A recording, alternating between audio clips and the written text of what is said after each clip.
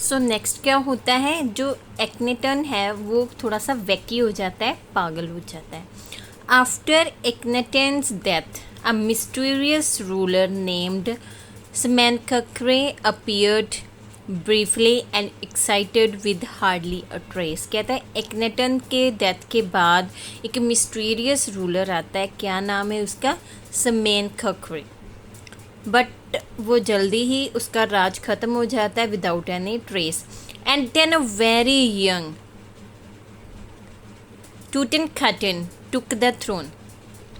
फिर एक यंग आता है टूटनखाटन, वो गद्दी को संभालता है. टूटनखाटन जो कि जिसको टट बोलते हैं, King Tut as he widely known today, जिसका लेसन रीड करें उसका नाम है टट. पूरा नाम था टूटनखाटन. The boy king soon changed his name to Tutankhamun.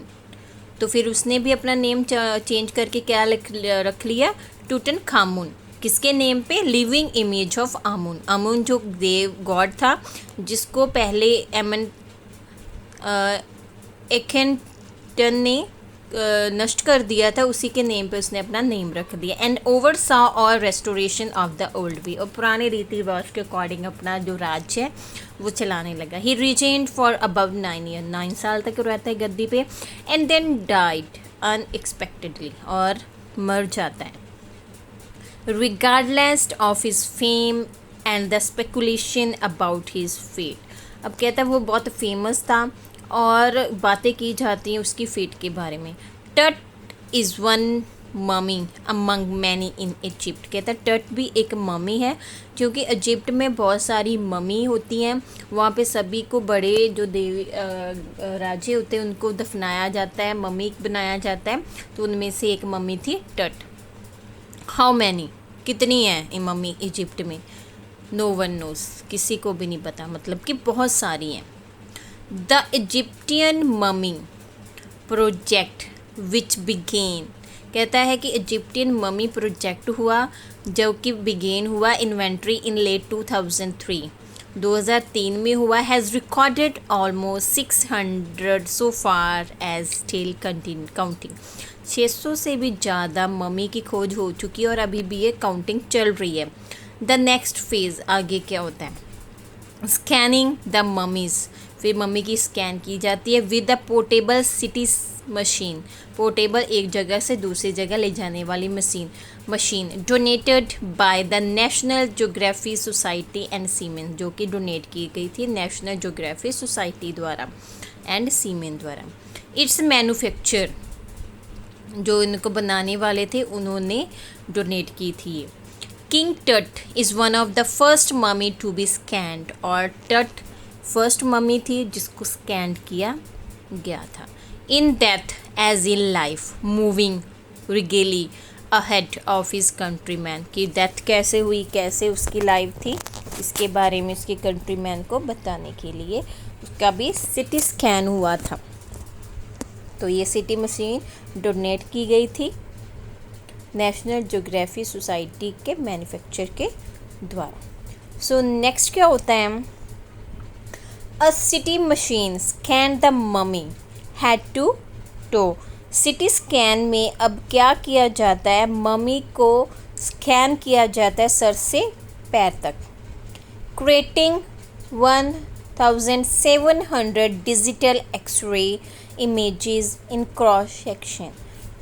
मतलब कि 3D होती थी ये सिटी स्कैन, और इतनी क्रॉस सेक्शन में उनको स्कैन किया जाता था. टट had scanned in 0.62 millimeter slices to register its intricate structure. कहता है कि इतने मिलीमीटर्स के जैसे स्लाइसिस के तरह उसके हर एक पार्ट को हेड के अच्छी तरह से स्कैन किया गया था, उसके एक एक स्ट्रक्चर को देखा गया. टेक्स ऑन एरिक डिटेल बहुत डीप डिटेल ली गई थी इन द रिजल्टिंग इमेज से. With Tut's entire body similarly recorded, a team of specialists in radiology, forensic, and anatomy began to probe the secrets that the wind's goddess or a gilded burial shrine protected for so long far. कहता है टट की entire body को record किया गया था।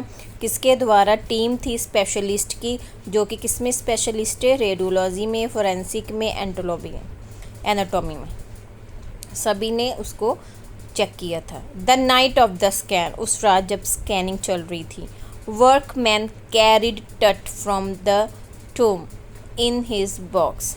कहता है जो उस रात को जिस रात स्कैन हो रही थी, वर्कमैन काम करने वाले टट की टूम को लेके आते हैं बॉक्स में ही। लाइक पॉल बियरर जो कि जब कोई मर जाता है अर्थी को कंधा देते हैं ना जो लोग, वैसे ही उसको भी उसकी टॉम को लेके गए थे वो लोग, पॉल बियरर, अर्थी को कंधा देने वाले। दे क्लाइम्ड अ रैम्प को क्लाइम करते, रैम्प को पे कूदते हैं। And a flight of the stairs into swirling sand outside, then rose on a hydraulic lift. बेटा एक लिफ्ट थी, मतलब कि जैसे ही सीढ़ियों से उसके ऊपर चढ़ते थे वो उनको लिफ्ट करके ऊपर एक मशीन बनी हुई थी जो उनको ऊपर करके लेके जाती थी सिटी स्कैन तक। 20 मिनट्स लेटर, 20 मिनट्स के बाद दो आदमी आते हैं। Sprinted for an office nearby, भाग के जाते हैं ऑफिस में। And returned with a pair of white plastic fans, और भाग के आते हैं ऑफिस में जाते हैं और 2 पेयर लेके आते हैं किसके? Plastic fans. The $1 million scanner had quit, $1 million मतलब जो इतना महंगा स्कैनर था काम करना बंद कर देता। क्यों? बिकॉज ऑफ सैंड, रेत की वजह से, जो कि कहाँ अटक जाती है? इन अ कूलर फैन में रेत चली जाती है और जिसकी वजह से जो स्कैनर है रुक जाता है। Curse of pharaoh, joked a guard nervously, जो गार्ड होता है वहाँ पे वो कहता है कि लो रूलर का श्राप लग गया, इसलिए जो मशीन है वो काम करनी बंद कर दी। ये कौन बोलता है मजाक में? जो गार्ड होता है सिटी स्कैनर के बाहर, जो वहाँ पे वर्कर काम करने के लिए आए होते हैं, उनमें से एक गार्ड होता है, वो ये बात बोलता है। इवेंचुअली द सब्स्टिट्यूट क्या होता है? जो किसी दूसरी जगह के लिए एक चीज़ काम ना करे उसकी जगह हम जो चीज़ यूज़ करते हैं। Worked well enough to finish the procedure, कहता है जो पंखे लेके आए थे वो उनकी वजह से जो प्रोसीजर है कंप्लीट हो गया। After checking that no data has been lost, the technician turn Tut over to the workman who carried him back to his tomb। कहता चेक करने के बाद सारा डाटा कि कोई भी गलती नहीं हुई, कोई भी डाटा लॉस्ट नहीं हुआ है। टेक्नीशियन वापस टट को, जो वर्कमैन है पॉल बियरर थे, अर्थी को वैसे ही लेके जाते हैं टॉम टट को और वहाँ पे जाके वापस कॉफिन में लिटा देते हैं। The Pharaoh again rested in peace where the funerary priest had laid him so long ago। कहता फेरोवा फिर मतलब रूलर वापस वहीं जगह पे जाके रेस्ट इन पीस मतलब शांति में चला जाता है जहाँ पे उसको फनरली प्रीस्ट, जैसे पहले पुजारियों ने उसको दफनाया था वैसे ही फिर से वो उसको लिटा देते हैं। Back in the trailer, a technician pulled up astonish image of टट ऑन अ कंप्यूटर स्क्रीन। कहते हैं अब टेक्नीशियन ने जो सिटी स्कैन में उसकी पिक ली हुई होती हैं वो सारी कंप्यूटर स्क्रीन पे लेके आते हैं। अ ग्रे कलर का हेड टुक शेप में फ्रॉम अ स्कैटरी ऑफ पिक्सल क्या होता है बेटा? जब हम किसी की पिक लेते हैं उसके हर एक पॉइंट की पिक लेते हैं और इन पॉइंट को इकट्ठा करके ही इमेज बनती है। And the technician spun and tilted it in every direction.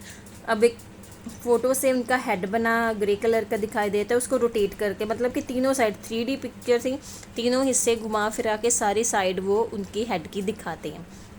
Neck vertebra appeared as clearly as in an anatomy class. कहता है नेक वर्टिब्रा, कहते हैं जब हमारी बैकबोन के अंदर हड्डियाँ बनी होती हैं ना वो क्लियरली दिखाई दे रही थी जैसे कि एनाटॉमी की क्लास में दिखाई देती हैं। Other images revealed a hand, several views of the rib cage and the transactions of the skull, but for now the pressure was of.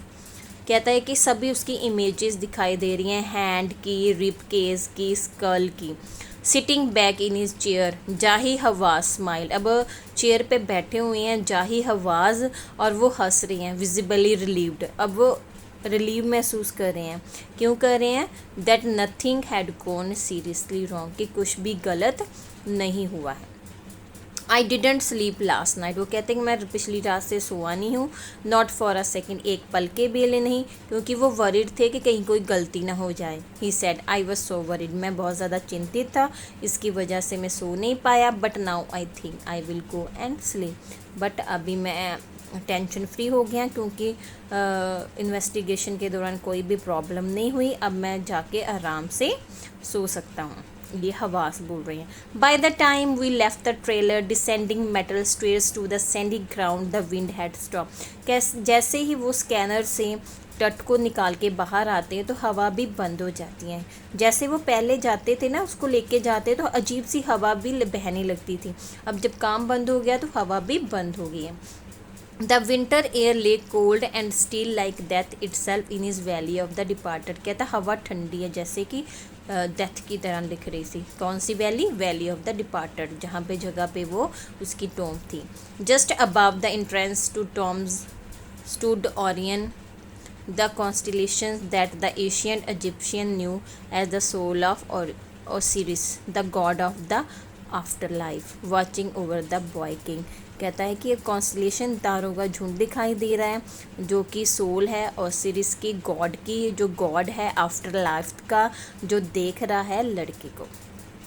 सो अभी वो टेंशन फ्री हैं क्योंकि सारी इन्वेस्टिगेशन हो चुकी है, डाटा लॉस नहीं हुआ है, कोई भी प्रॉब्लम क्रिएट नहीं हुई है, और वो सोच रहे हैं कि जो गॉड है जो आफ्टर लाइफ पर ध्यान करता है वो देख रहा है, वॉच कर रहा है बॉय को। सो ये था हमारा लेसन। आई होप आप सभी को अच्छी तरह से समझ आ गया होगा बेटा। सो आपने इसको रीड करना है, जो भी बात आपको समझ में नहीं आता कोई वर्ड, उसको आपने खुद ढूंढना है डिक्शनरी पे and with the help of Google. So find it out.